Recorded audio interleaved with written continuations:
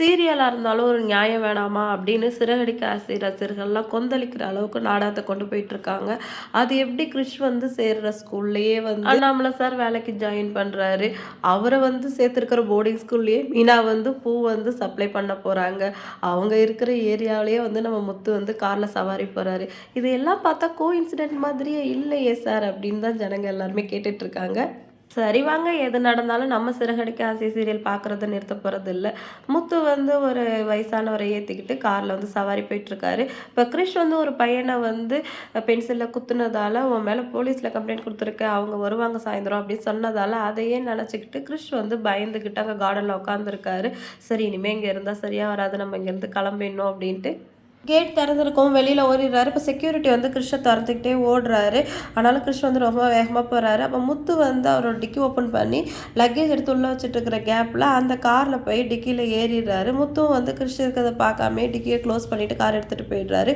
போகிற வழியில் மீனாக்கு ஃபோன் பண்ணுறாரு, நான் ஃப்ரெண்டு கடையில் இருக்கேன்னு சொல்லவும், சரி நீ அங்கேயே நான் வந்து பிக்கப் பண்ணிக்கிறேன், நம்ம வெளியில் போகலாம் அப்படின்னு சொல்லிட்டு மீனா கிட்ட சொல்லிடுறாரு. இந்த கேப்பில் வந்து ஸ்கூலில் இருந்து ரோஹினியோட ஃப்ரெண்டுக்கு கால் பண்ணி இந்த மாதிரி பையன் காணா போயிட்டா அப்படின்னு சொல்லிட்டு இன்ஃபார்ம் பண்ணுறாங்க. அவங்க ஃப்ரெண்டு வந்து ரோஹினிக்கு ஃபோன் பண்ணி சொல்லவும் அவங்களும் ரொம்ப ஷாக் ஆகிடுறாங்க. மனோஜ் கிட்ட வந்து நான் அவசரமாக கிளம்பணும், ஒரு கிளைண்ட்டை பார்க்க அப்படின்னு சொல்லிட்டு கிளம்பிடுறாங்க. இப்போ அவங்களும் அவங்க ஃப்ரெண்டும் ஸ்கூலுக்கு போகிறாங்க. நான் ஃபாரினில் இருக்கேன்னு சொன்னதால நான் உள்ளே போய் விசாரிக்க முடியாது, நீ உள்ளே போய் விசாரி அப்படின்னு அவங்க ஃப்ரெண்டுக்கிட்ட சொல்லி அனுப்புகிறாங்க. அவங்களும் உள்ளே போய் சத்தம் போடுறாங்க, எங்கள் அவங்கள நம்பி தாங்க பிள்ளைங்களை விட்டுறோம், இந்த மாதிரி பண்ணுறீங்க அப்படின்னு சொல்லிட்டு. இல்லைங்க, மற்ற பசங்க மாதிரி கிறிஷ் இல்லை, ஒரு பையனை வந்து இந்த மாதிரி அடித்து அவனுக்கு காயமாயிடுச்சு, அது கேட்க போய் அவன் அந்த மாதிரி ஓடி போயிட்டான், ரொம்ப வைலண்ட்டாக இருக்கான், அவனுக்கு இங்கே இருக்கே பிடிக்கல அப்படின்னு சொல்லிட்டு நாங்களே தேடி கண்டுபிடிச்சி ஒப்படைச்சிடறோம் அப்படின்னு ஸ்கூலில் சொல்கிறாங்க. இப்போ ரோஹினியோட ஃப்ரெண்டு வந்து இது அவங்ககிட்ட சொல்லவும் இப்போ அவன் எங்கே போயிருப்பான்னு தெரியல, அவனுக்கு அட்ரஸ் கூட சரியாக தெரியாது, ஒருவேளை மீனாக்கு ஃபோன் பண்ணியிருந்தா அவங்க நம்பர் வந்து அவனுக்கு தெரியும் ரோஹினி சொல்கிறாங்க. அப்போ அவங்களுக்கு ஃபோன் பண்ணி பாருன்னு ஃப்ரெண்டு சொல்கிறாங்க. நான் என்னன்னு கேட்குறது அப்படின்னு சொல்ல, உனக்கா சொல்லி தரணும், ஏதாவது வேறு மாதிரி பேசி விசாரிச்சு பாரு அப்படின்னு சொல்லவும் வேறு வழி இல்லாமல் மீனாவுக்கு வந்து ரோஹினி கால் பண்ணுறாங்க. இப்போ மீனாவை பிக்கப் பண்ணிவிட்டு முத்து மீனா வந்து காரில் போயிட்டுருக்காங்க. அப்போ கரெக்டாக வந்து செக்கிங் நடக்குதுக்கு அவங்க வந்து அருண் இருக்கார். என்ன செக்கிங் நடக்குதுன்னு சொல்ல, கொலை பண்ணி யாரும் டெட் பாடி வந்து காரில் எடுத்துகிட்டு போகிறாங்க, அதான் செக் பண்ணிகிட்ருக்கோன்னு போலீஸ்காரங்க சொல்கிறாங்க.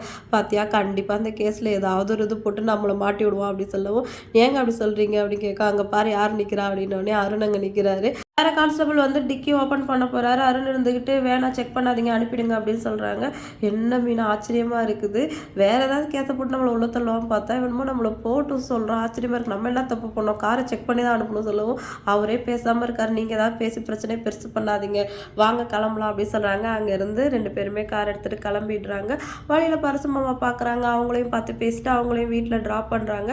இதுக்கு நல்லா ரோஹினா கால் பண்ணுறாங்க. என்ன அதிசயமாக ரோஹினி வந்து எனக்கு கால் பண்ணுறாங்க அப்படின்னு மீனா கேட்கும். அப்போ அதுக்கு ஒன்றால் ஏதாவது காரியம் ஆக வேண்டியிருக்கு அப்படின்னு சொல்லிட்டு முத்து கரெக்டாக சொல்கிறாரு. என்ன ஏதுன்னு ஃபோன் எடுத்து பேசு அப்படின்னு சொல்கிறாங்க. இன்றைக்கி எபிசோட் வந்து இதோட முடிஞ்சிடுச்சு. நாளைக்கு என்னெல்லாம் நடக்க போகுது அப்படின்னு சொல்லிட்டு வெயிட் பண்ணி பார்க்கலாம். வீடியோ பிடிச்சா லைக் பண்ணிக்கோங்க. அடுத்த ஒரு சூப்பரான வீடியோவில் நான் உங்களை மீட் பண்ணுறேன். டாடா பாய்.